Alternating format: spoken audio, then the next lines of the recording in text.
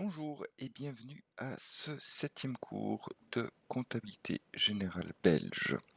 Alors, les deux derniers cours, on a vu achat et vente notamment, hein, les opérations courantes, et on a vu la TVA. Ce qui fait qu'on est prêt aujourd'hui pour voir les notions de base d'imposition, hein. Le principe est de voir, quand on reçoit une facture, quels sont les éléments qui vont être soumis à TVA et ceux qui ne vont pas l'être. Voilà, c'est une première complexification de la TVA. Alors, pour ça, on va d'abord voir un résumé ici, hein. Je vous rappelle que en matière de TVA, on simplifie un peu les choses pour ne pas, enfin, se rendre la vie plus compliquée que nécessaire, hein. Mais de manière simplifiée ici, voilà quels sont tous les éléments de la facture, hein, d'une facture et ça commence par le prix brut. Le prix brut, c'est simplement le prix fois les quantités, ça permettra d'avoir le montant de départ, hein. Donc évidemment, ce prix brut est en principe imposable à la TVA, hein, si vous êtes assujetti, bien sûr. Alors, au-delà de ça, on a qu'on appelle les 3 R, qui sont finalement des réductions de prix, hein, mais dont l'origine peut être, variée. Le rabais, c'est si jamais, il y a une défectuosité ou une non-conformité, par rapport à ce qui est livré. La remise, c'est une réduction, si vous achetez une grande quantité en une fois. Voilà. Et la ristourne ou les ristournes, ce sont des réductions, pour, un achat régulier. Par exemple, c'est, voilà, vous achetez quelque chose toutes les semaines, on dit, au bout d'1 ou 2 mois, on vous fait une petite ristourne. Voilà. Et donc, ces montants-là, comme on ne les paye pas, on va les retirer, hein, du montant brut pour, aller vers ce qu'on appelle la base d'imposition. Donc ils seront on va pas payer de TVA sur quelque chose qu'on n'a pas réellement payé puisqu'on a eu une réduction de prix dessus. Voilà. Alors, il y a aussi tous les frais, hein, et il y a pas mal de choses dans les frais finalement. On va avoir, des commissions, une assurance, un transport, un emballage jetable, hein, et on va même mettre dans cette catégorie la TVA non récupérable, hein. Donc du coup, évidemment, hein, oui, on va payer, hein, la TVA, là-dessus. Alors parfois, enfin on paye pas la TVA sur la TVA, hein, bien sûr, mais, parfois le taux peut être différent, hein. On va s'imaginer, nous, dans tous les exercices qu'on fait, que le taux de la TVA est à 21 pour le moment. Évidemment, il y a des choses, pour lesquelles il y a un autre montant, une autre proportion à provisionner pour la TVA, hein, et c'est parfois le cas de certains frais. Donc il faut faire un petit peu attention. Alors l'escompte, ça, c'est quelque chose d'un petit peu compliqué, ça va nous donner un peu de fil à retordre aujourd'hui. L'escompte finalement, c'est une réduction de prix, mais qui est, octroyée si jamais vous payez, en déant un certain délai, hein. Donc avant évidemment, hein, donc il y a plusieurs, possibilités, hein. Mettons que vous pouvez payer, on vous demande de payer dans un mois, mais si vous payez dans un jour, à ce moment-là, on vous fait une petite réduction parce que c'est sympa, ça nous file un peu de cash flow, hein, donc pourquoi pas? Et là, non, ça n'est pas compris dans la base imposable, hein, et parce que en fait, ce qu'on considère, c'est que soit ça va être une charge financière, hein, moi je l'ai mis en 653, hein, mais donc en 65 vous avez les charges financières, hein, j'utiliserai le 653 charge d'escompte et si jamais, vous en bénéficiez de cet escompte, c'est-à-dire que c'est vous qui avez payé en avance, hein, ça vous fera un petit produit frais financier à aller chercher en 75 et moi je l'ai mis en 757 escompte obtenu. Voilà. L'intérêt c'est le contraire, hein, ce serait l'intérêt de retard. Pour paiement tardif, et ici, le principe est le même. Je fais pas moi d'exercice là-dessus, mais pourquoi pas, alors on les mettrait en 658 charges financières diverses et 758 produits financiers divers, Le principe, c'est toujours 65, 75 et puis, bon, moi j'ai quand même pris des numéros qui sont largement, qui font un consensus. Voilà. Après, il y a finalement les cautions d'emballage. Donc à bien faire la différence entre les emballages jetables qui sont considérés comme des frais et les cautions d'emballage. Donc ça, c'est des emballages, comme un peu un bac de bière au coin. Vous pouvez le ramener et on vous donnera un petit peu de sous par rapport à ça. Des palettes, des casiers, oui, voilà. Et ici, non, on va pas payer la TVA sur quelque chose que finalement c'est juste, hein, en attendant de le rendre qu'on va mettre ça quelque part, et on le mettra, suivant que ce soit une caution qu'on doit nous ramener ou que l'on doit ramener, en 488 ou en 4166, voilà. Très, très bien. Alors oui, les bases d'imposition, nous on va beaucoup parler de facture, mais une note de débit ou une note de crédit, on va, utiliser les mêmes principes pour ce genre de choses, et on fera un petit exercice sur la note de crédit aujourd'hui. Voilà. Alors, on va quand même définir la valeur d'acquisition, qui correspond, si le si le bien ou le service est acheté, c'est son prix d'acquisition, donc, valeur d'acquisition, c'est le prix d'acquisition quand on achète. Alors, il y a d'autres cas qu'on verra pas aujourd'hui, mais que vous pouvez déjà mettre dans un coin de votre cerveau. Si jamais il s'est apporté il y a un bien qui est apporté en nature, par exemple à la création d'une entreprise, vous pouvez apporter des choses dont l'entreprise a besoin, et à ce moment-là, c'est la valeur de l'apport, c'est-à-dire que c'est finalement, vous mettez d'accord sur une manière de calculer les choses et c'est la valeur de cet apport qui sera la valeur d'acquisition. Hein. Si jamais vous avez un bien qui est fabriqué par l'entreprise elle-même, et on n'a pas encore vu cette notion parce qu'on a besoin de la comptabilité analytique pour comprendre ce que c'est un coût de revient, mais voilà, si c'est fabriqué par l'entreprise, c'est la comptabilité analytique qui calculera, excusez-moi, combien ça, combien ça vaut, enfin combien ça nous a coûté en fait, oui voilà, combien ça nous a coûté, il y a plein de techniques pour faire ça et cette valeur d'acquisition sera, l'ensemble de ces coûts. Voilà. Dans tous les cas, cette valeur d'acquisition, c'est la valeur qu'on va porter, en charge si on achète, des marchandises, des fournitures ou à l'actif, D'ailleurs, si vous regardez bien vos comptes d'immobilisation, il y en a un où il est mis VA à côté, enfin ou valeur d'acquisition, voilà, c'est dans celui-là qu'on va, mettre la valeur d'acquisition. Et évidemment après, il y aura peut-être des amortissements, des réductions de valeur et tout ça. On doit encore voir tout ça, donc je ne vais pas, insister aujourd'hui. Alors, ce qui est intéressant donc, c'est de pouvoir passer du prix d'achat brut à la base imposable, puisque c'est sur cette base imposable que je vais calculer la TVA. Voilà, donc je pars du prix d'achat brut, je retire les, réductions de valeur, rabais, ristourne et remise. Moi, j'appelle ça souvent les 3 R, et on obtient ce qu'on appelle un prix d'achat net auquel on doit rajouter les frais, accessoires, de transport et cetera. À ce moment-là, on obtient une valeur d'acquisition, donc c'est celle-là qu'on mettra à l'actif. Mais attention, s'il y a un escompte, c'est pas sur celle-là qu'on calculera la TVA. On va d'abord retirer l'escompte, qu'il soit obtenu ou non d'ailleurs. Donc ça, c'est un petit cadeau de l'administration TVA. Et à ce moment-là seulement, on aura la base imposable. Voilà. Alors, petite attention là que j'ai mis sur la droite, si jamais, vous avez un rabais supplémentaire par note de crédit, ce rabais est toujours calculé sur le prix d'achat brut.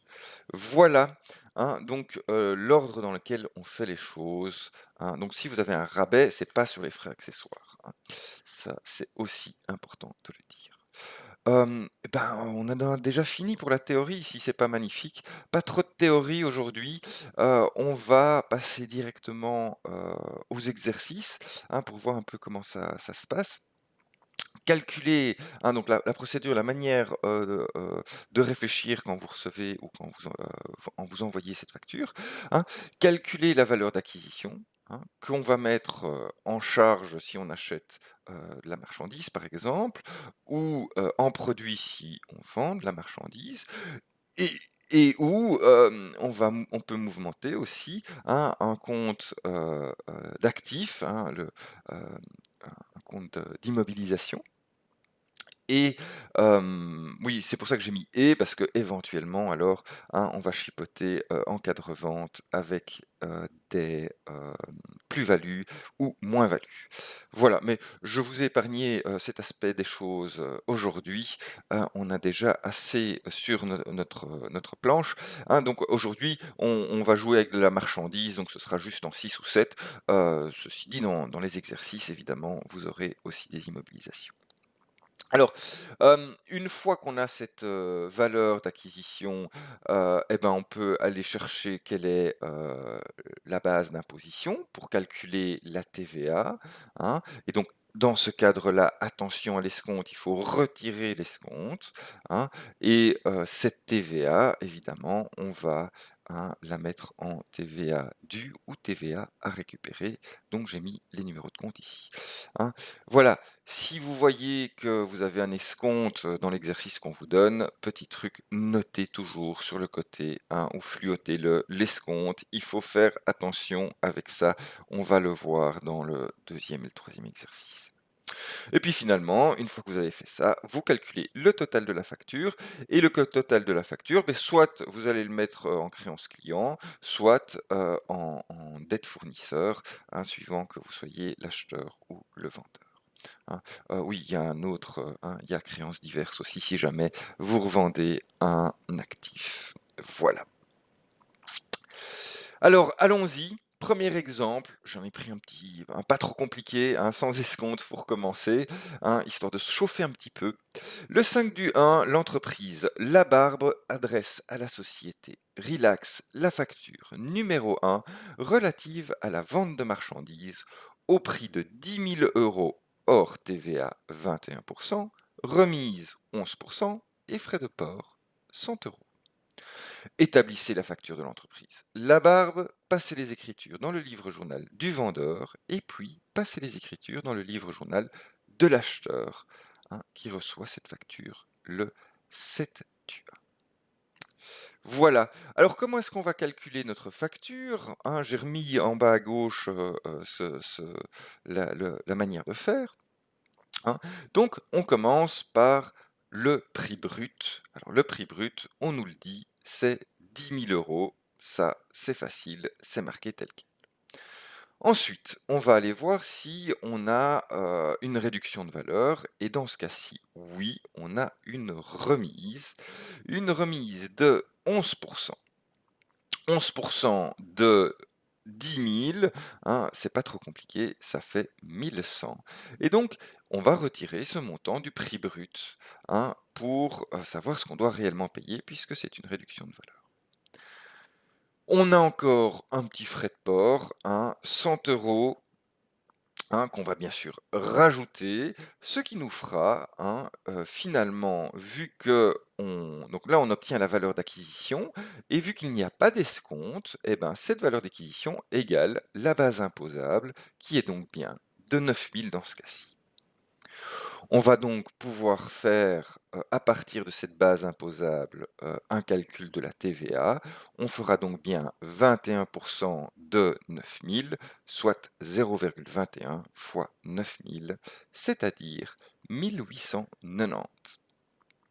Base imposable plus TVA va nous donner le montant total de la facture, qui sera donc égal à 10 890.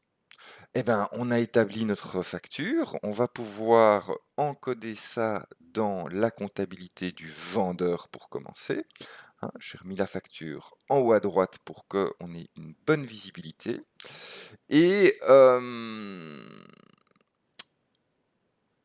Oui, j'ai pas mis les frais, mais j'ai mis une remise de 10 excusez-moi, mais ça revient au même, donc c'est pas trop grave.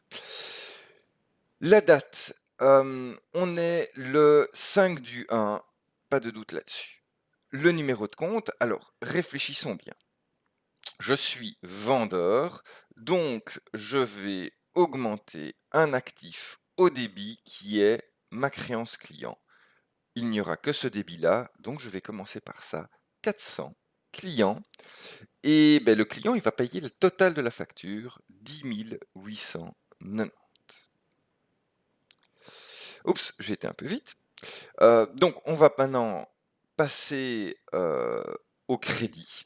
Et pour le crédit, donc on aura deux crédits. On aura d'une part la vente de marchandises, qui sera finalement un produit en 700 qui va augmenter, hein, donc c'est bien quelque chose qui sort, hein, de la valeur qui sort, ou rappelez-vous du plus moins moins plus, donc c'est moins, ça augmente, donc c'est moins, hein, donc c'est excusez-moi, ça augmente. Donc c'est plus, mais le plus pour un produit va au crédit. Voilà. Et alors, on aura aussi une TVA. Dans ce cas-ci, c'est une vente, donc c'est une TVA due. Hein. Je vais le mettre ça en 45-10 et je les mets dans l'ordre croissant du plan comptable. Donc je vais mettre le 45-10 à TVA due sur vente, hein, avant le 700. Et la TVA due sur vente, eh ben, c'est 21%. Voilà. Très très bien. 9000 pour la vente de marchandises. Alors, est-ce que j'ai oublié quelque chose? Ben oui, j'ai oublié, hein, ma facture de vente et on me dit que, hein, donc puisque je suis vendeur, c'est ma numérotation qui compte. Et donc j'ai facture de vente numéro 1. Voilà, ben j'ai bien bossé, hein, pour le vendeur, j'ai fait ma facture, j'ai mis ça dans ma comptabilité. Tout ça fonctionne très bien. Regardons maintenant ce qui se passe quand mon acheteur reçoit ça le 7 du 1. Alors, la première chose, c'est que même s'il reçoit ça le 7 du 1, normalement, on met la date, hein, du 5 du 1 puisqu'on met la date de la facture. L'objectif, c'est que ce soit cohérent entre la comptabilité du vendeur et la comptabilité de l'acheteur. Alors, quels sont les numéros de compte que je vais utiliser? Ici, bah, c'est une charge puisque c'est de la vente de marchandises, hein. Donc je vais avoir une charge qui va, augmenter, hein. C'est bien la valeur qui rentre dans l'entreprise, donc je vais, débiter ce montant. Par contre, j'ai un autre débit cette fois-ci, qui est ma TVA déductible. Puisque c'est un achat, je peux récupérer cette TVA. Et donc, j'ai le 41,10 et achat marchandises 604. Le premier que je mets, c'est le plus petit, 41,10. TVA déductible sur achat, 1890. Hein, c'est donc bien, hein, ça correspond bien à la TVA ici au-dessus. Ensuite, 604, achat de marchandises pour 9000. Alors, qu'est-ce qu'on va créditer? Eh bien, dans ce cas-ci, c'est une dette fournisseur, hein, donc 440 à fournisseur, et on va calculer la somme 10 890, le total de la facture. Est-ce qu'on a oublié quelque chose? Oui, la pièce justificative. Cette fois-ci, c'est une facture d'achat. Et attention, si c'est une facture d'achat, je ne reprends pas le numéro de la facture de mon vendeur. Je prends ma propre numérotation et j'ai dit ici que c'était la troisième que j'avais reçue, hein, et donc je mets facture numéro 3. C'est pas mal du tout ça, hein. Je vous épargne le paiement, on en a déjà fait suffisamment et vous aurez ça dans les exercices. Deuxième exemple, suite à une erreur dans la facture numéro 1, l'entreprise Labarbe adresse le 14 du 1 une note de crédit numéro 1 d'un montant de 121 euros, TVA comprise, à la société Relax.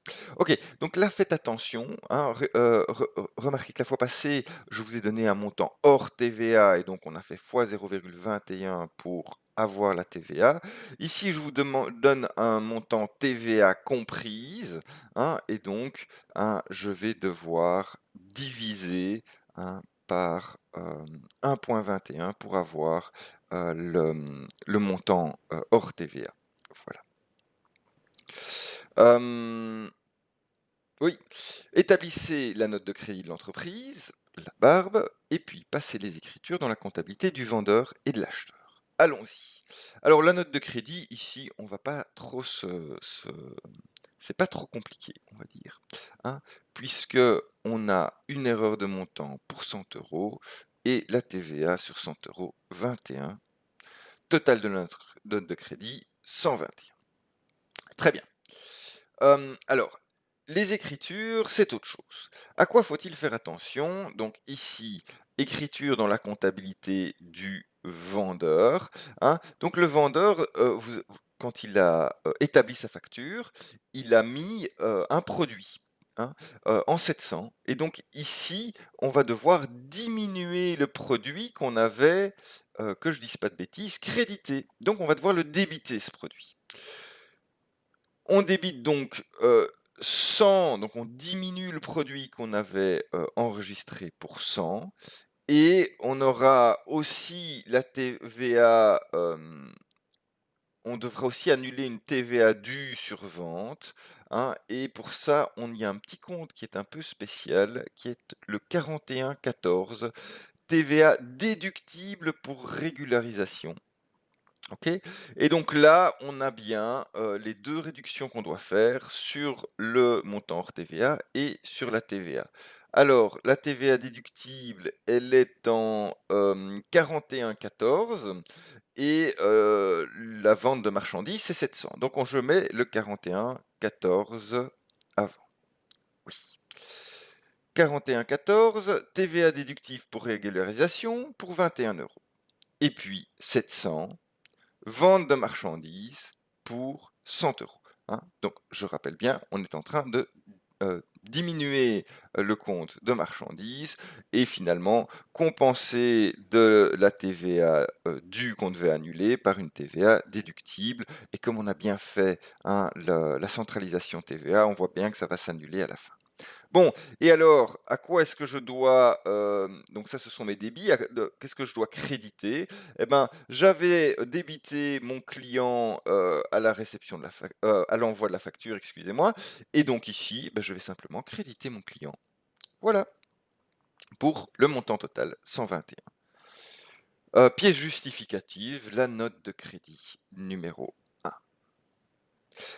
Alors, comment va-t-on procéder dans la comptabilité de l'acheteur? L'acheteur, toujours en date de 14 du 1, eh ben, on va exactement faire, enfin, on va faire l'opposé, hein. L'acheteur, il avait crédité son fournisseur qu'il va maintenant débiter, hein, 440, fournisseur débit, hein, donc on diminue la dette qu'on avait envers notre fournisseur.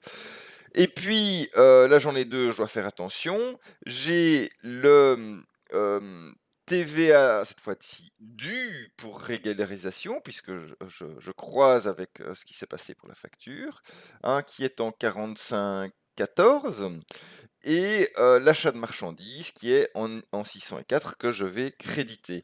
Hein. Donc par ordre, je commence par le 45,14, à TVA due pour régularisation, 21 euros, et 604, achat de marchandises pour 100 euros. Ici aussi, note de crédit sur vente, et pop, pop, pop, on me donne pas de numéro, bah, je vais mettre le 1. Voilà. Très très bien. Voilà, pas mal pour cette note de crédit. Hein. Allons-y pour ce troisième exemple, en fait, hein, puisque la note de crédit en était en deuxième. Hein. Le 11 du 1, l'entreprise Confus adresse à la société, insiste la facture numéro 3 relative à la vente de marchandises au prix de 10 000 euros hors TVA, escompte 2% en cas de paiement en déant les 8 jours. Ok, très bien. Ok, donc c'est ce fameux cas de l'escompte.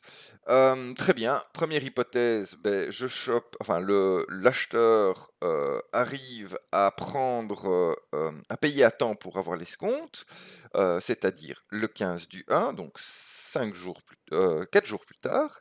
Et l'hypothèse 2, il ne paye que le 31 et donc il ne bénéficie pas d'escompte dans ce cas-là. Donc pour la comptabilité du vendeur et de l'acheteur aussi d'ailleurs, on va faire les deux. Établissez la facture de Confus, de Confus, excusez-moi, et puis passez l'écriture de la facture dans les comptabilités de Confus et de Insiste en cas de paiement dans les 8 jours et en cas de paiement à plus de 8 jours. Très très bien. Alors, comment est-ce qu'on va établir cette facture? Là, il faut faire attention parce qu'il y a une escompte. Alors, le premier montant, prix brut, ça c'est pas compliqué, c'est 10 000 euros. Ok. Prix brut 10 000 euros. Et alors, ce qu'il faut pas faire, il n'y a pas de rabais, il n'y a pas de frais, et tout ça. On va juste travailler l'escompte. Mais ce qu'il faut pas faire, c'est de se dire, ok, maintenant, ça c'est ma base imposable, et je vais calculer 21% dessus pour avoir ma TVA. hein.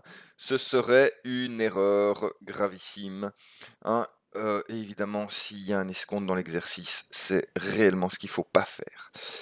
C'est pour ça que je vous avais dit, ok, notez l'escompte de côté, hop, escompte, 2%, très bien. Donc on va dire, ok, la valeur d'acquisition qui est ici de 10 000, je vais retirer l'escompte. 2% de 10 000, eh ben, ça fait 200. J'en retire l'escompte et j'obtiens cette fameuse base imposable de 9 800. Très bien. Sur cette base imposable, je vais pouvoir calculer la TVA, 21%. 21% de 9 800, ça nous fait 2058. Et ces 2058, je vais aller les réinjecter ici. TVA 21%. Donc, retenez bien, c'est bien 21% de la base imposable et pas 21% du prix brut, puisqu'il y a un escompte. Donc c'est toujours intéressant de noter cette petite escompte sur le côté. Très bien, total facture, il suffit de sommer 12 058, ça va très bien. Alors comment est-ce qu'on va écrire ça dans la comptabilité du vendeur pour commencer? Ok, très bien. Donc la date, c'est le 11 du 1. Alors, réfléchissons. Je suis un vendeur, donc je dois booker une créance client et c'est le seul débit. Allons-y, 400 clients, 12 058. Très bien. Donc c'est le montant total. Ensuite, qu'est-ce que je dois créditer? Eh ben, c'est comme tout à l'heure, vente marchandises et TVA payée, qui va arriver avant. Donc, on y va. TVA, eh ben, le montant de la TVA, comme on l'a calculé, et vente marchandises, le prix brut. Voilà, valeur d'acquis. Oui, pièce justificative, facture de vente et numéro 3. Très bien. Alors, travaillons nos hypothèses. Première hypothèse, paiement en déant les 8 jours, c'est-à-dire le 15 du 1, sur le compte de Confus, extrait de banque numéro 6. Que paye le client? Eh ben, le client, il va pas payer le montant total. Il va payer le montant total moins l'escompte qu'on lui a promis. Donc il va retirer directement ses 200 euros lui-même. Donc il va payer 11 858. Ça me pose un problème. Parce que moi, j'ai une créance client qui est de 12 058 et il me paye moins que ça. Alors, comment est-ce qu'on va faire? En date du 15 du 1,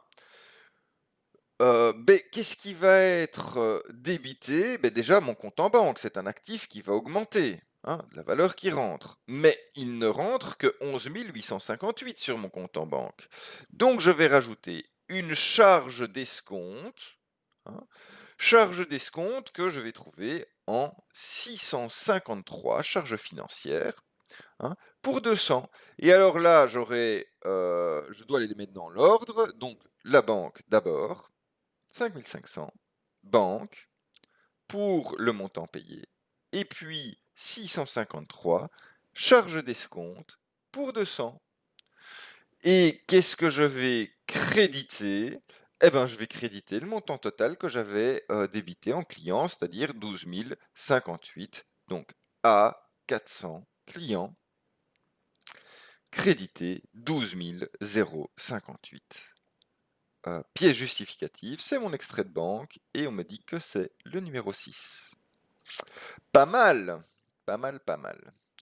Alors, regardons qu'est-ce qui se passe dans la comptabilité du vendeur si, ah voilà, c'est ça, hypothèse numéro 2, je paye le 31 du 1. Eh ben, le client, il va payer là les 12 058.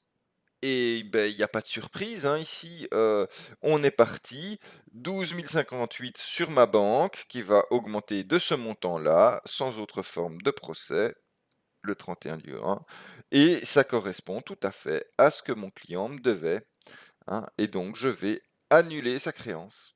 Très très bien. Pièce justificative, eh ben toujours mon extrait de banque, c'est le même, numéro 6. Voilà.